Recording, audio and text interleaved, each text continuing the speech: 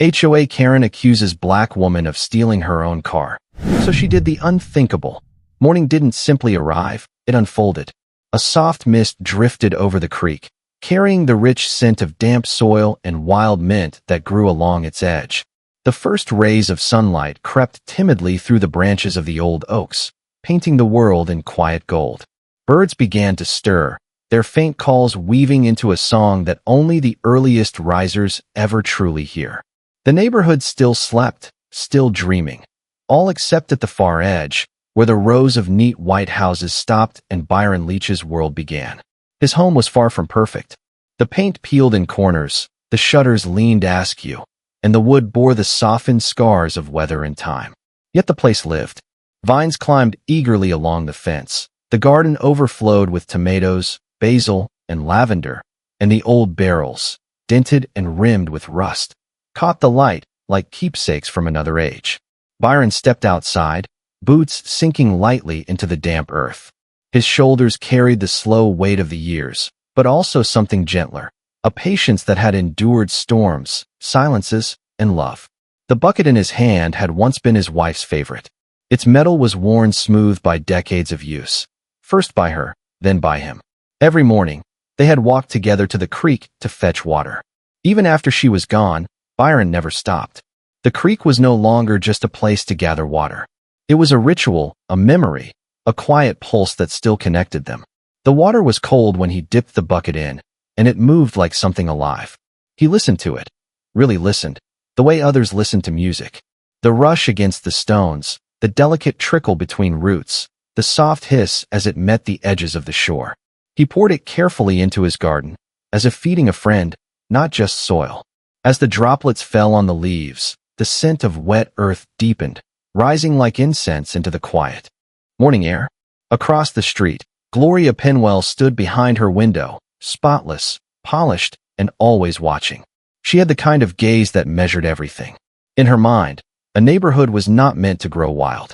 It was meant to obey. She was the president of the HOA, but more than that, she was a woman addicted to control. Every bush in her yard was trimmed to a perfect sphere. Every flower bed was edged with surgical precision. She believed beauty came from order, and order came from power. Byron's garden was, to her, a personal insult. She lifted her phone with a practiced gesture and zoomed in on the barrels by his fence. Click. One picture. Then another. Violation, she whispered like a spell. A few minutes later, an email flew through the wires like a snake. Remove unauthorized barrels within 48 hours or face escalating daily penalties. When Byron found the letter that afternoon, folded and sharp-edged, he didn't even flinch. He placed it on the table next to an old photograph of his wife watering the same garden, her hair tied loosely, the creek in the background.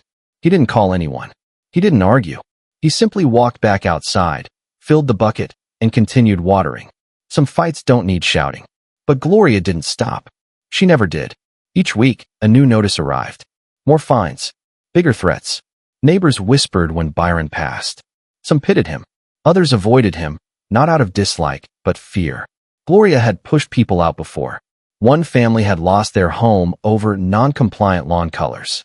Another was fined into bankruptcy over a treehouse. No one dared to defy her rules. Still, Byron stayed silent. Each night, he sat on the old wooden chair by the creek, listening to its voice. His eyes carried quiet storms of their own, the kind that come not from rage, but from remembering too much. The creek had been there long before the polished houses, before the fences, before the rulebooks. It had witnessed children playing in mud, couples falling in love, and old men telling stories. It didn't need permission to exist. Then came the day Gloria decided to end it. She marched down his path with 4 HOA members behind her, their clipboards clutched like weapons. The air itself felt colder as she stood on his porch. Mr. Leech, she declared with the precision of a judge, you are in violation of Section 14B. Those barrels are to be removed. This is your final warning. Byron looked at her, quiet as a stone beneath flowing water. You can make rules, he said softly, but water doesn't follow them. A smirk curled her lips. Then the fines will drown you. And she left, leaving the scent of perfume and power behind her. That night, when the sky was moonless and the crickets hummed softly, Two figures knocked on Byron's door. Mr. and Mrs. Watson, the oldest couple on the block, stood with tired, gentle faces. "We remember when that creek was everything," Mrs. Watson whispered. "Before the fences." Before her, Byron invited them in. Over mugs of warm tea, they told stories of children catching tadpoles, summer bonfires by the water, and nights where the creek sang louder than the traffic ever could. It wasn't just water. It was community. It was the soul of the place. When they left, Byron didn't sleep.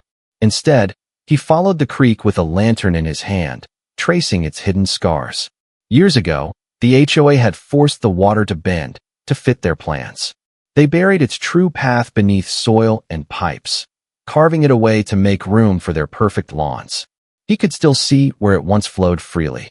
So he began, one shovel at a time, not out of anger, but out of quiet, patient defiance. For weeks, Byron worked while the neighborhood slept.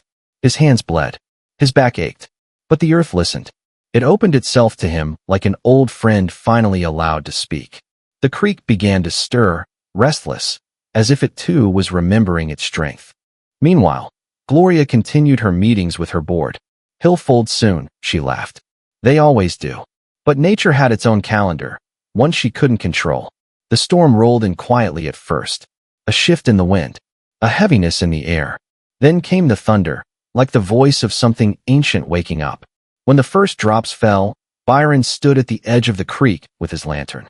"Welcome home," he whispered. The rain came down like a curtain tearing open the sky. The creek roared awake. It surged through the channel Byron had unearthed, rushing through the neighborhood with unstoppable force. Gloria's perfect hedges were no match for it. Her manicured lawn broke apart like paper. Water flooded her perfect driveway, climbed over her steps, and swept across the land with a memory too powerful to be tamed. Byron's barrels held firm. His garden stood green and alive, bending with the storm but never breaking. The neighbors watched from their windows as the water that had once belonged to them reclaimed what was its own. 2 days later, the officials arrived. Their boots sank into the mud that had once been Gloria's kingdom. It didn't take long to uncover the hidden documents, the illegal diversion, the years of silent wrongdoing buried beneath the HOA's polished surface. Gloria tried to shout over them, to twist the story. But the creek spoke louder. "You changed the land," the inspector said flatly. "He just returned it." The board collapsed. Gloria resigned, her lips pressed into a thin, furious line. The fines came, harsh, public, and long overdue. But worse than any penalty was what followed, something she could never contain again. The neighbors began to talk, no longer in hushed tones, but in open voices. Memories resurfaced. People gathered by Byron's fence, along the creek's edge. Children dipped their feet into the cool water, their laughter echoing like the past returning to life.